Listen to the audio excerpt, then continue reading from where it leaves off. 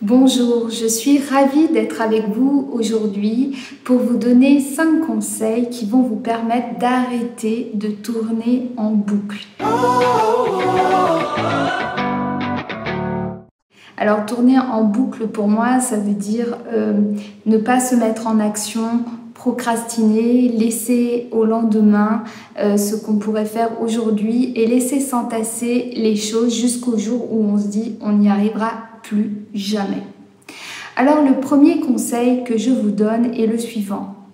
C'est vous devez prendre conscience de vos croyances limitantes. Vous en avez probablement.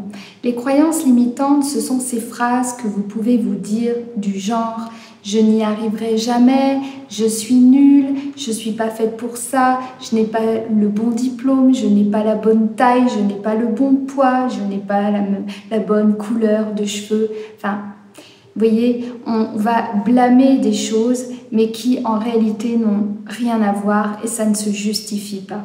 Alors, ayez conscience de vos croyances limitantes. Vous pouvez même les écrire pour commencer à faire un travail là-dessus, parce qu'à partir du moment où vous les écrivez ou vous les remettez en cause, elles perdent du pouvoir sur vous. La deuxième question que vous devez vous poser sur ces croyances limitantes, c'est qui vous les a transmises. Souvent, ce sont nos parents, mais aussi nos professeurs. Parfois, c'est une expérience de vie qu'on a eue, traumatisante, et qu'on croit qu'il va toujours se reproduire.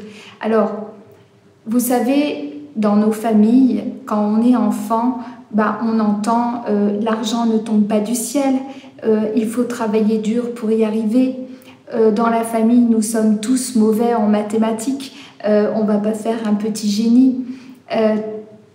Redescends de tes nuages et les pieds sur terre. Vous voyez, toutes ces phrases que nous entendons, qui nous bercent, eh bien, finissent par nous ramener à une certaine réalité qui est faite de croyances qui finalement ne sont pas vraies, qui ne sont que des croyances. Alors le premier travail que moi je vous conseille et qui marche pour se mettre en route, c'est celui-là. C'est d'abord travailler sur vos croyances limitantes pour les pulvériser, pour les éliminer, pour qu'elles ne vous gâchent plus la vie. Ça, c'est le premier conseil que je vous donne. Le deuxième conseil que je vous donne pour arrêter de tourner en boucle et de procrastiner, c'est de prendre l'habitude de l'inhabituel. Je répète, habituez-vous à l'inhabituel. Alors, qu'est-ce que ça veut dire? Je vous explique. Votre cerveau, notre cerveau, est programmé pour nous ramener toujours à ce qui est habituel.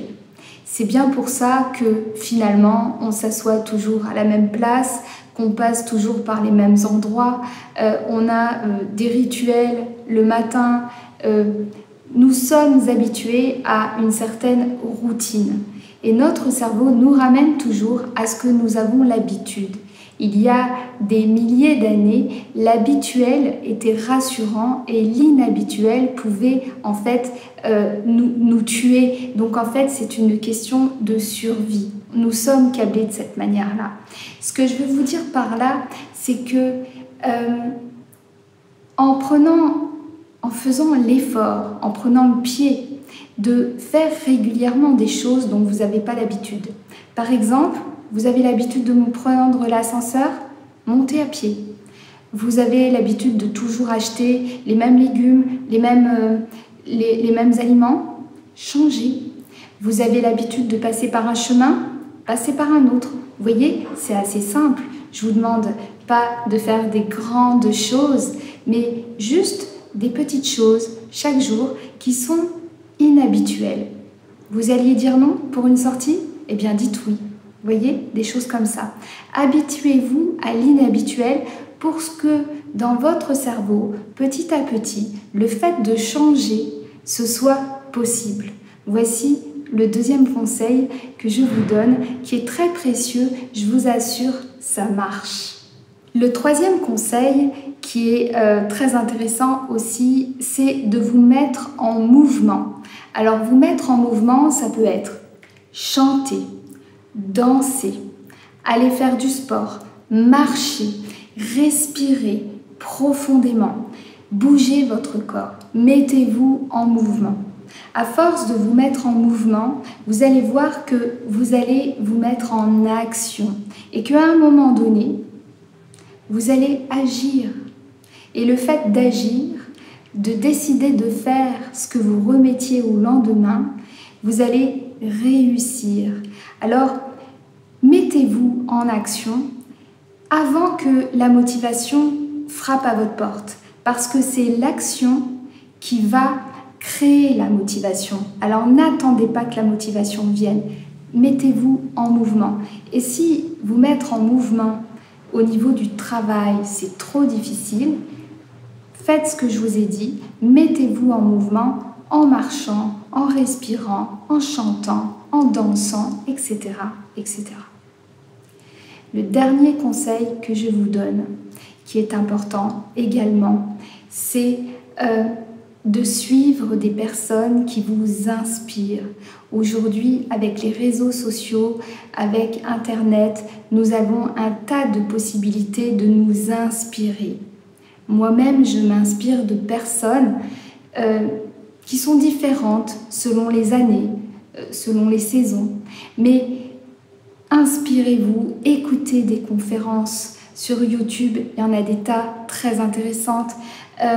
Suivez des formations, regardez les chaînes YouTube, écoutez des gens qui vous inspirent et qui vont vous donner de bonnes impulsions, de bons exemples et qui vont vous nourrir.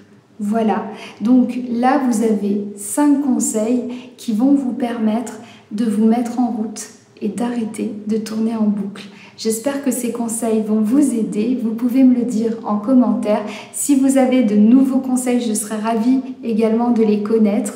Et n'oubliez pas, vous avez une vidéo par semaine sur cette chaîne. Alors abonnez-vous pour être sûr de les recevoir. Je vous remercie et à très bientôt. Au revoir.